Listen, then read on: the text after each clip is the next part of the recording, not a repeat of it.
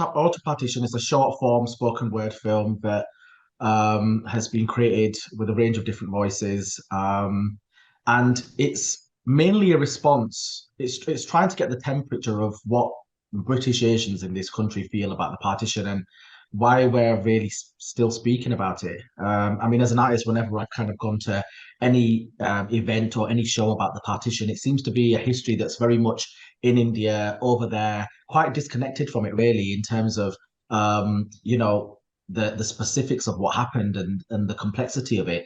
There's many members of people's families that may have been part of it in Britain, but actually a lot of those that generation tried to suppress it and not really speak about it. So there's the idea of the partition is not really known um, outside the sort of academic circles in this country, especially to my generation of second, third generation.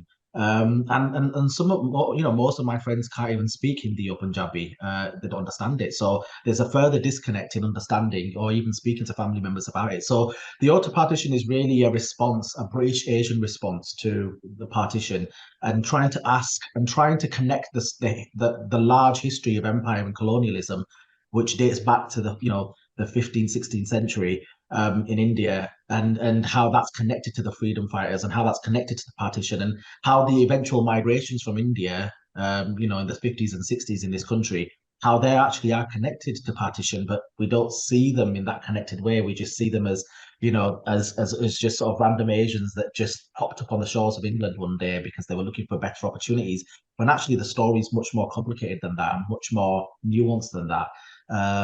So that's the inspiration behind partition, and we really wanted to mark the 75th, the 75th anniversary since the partition is a large milestone.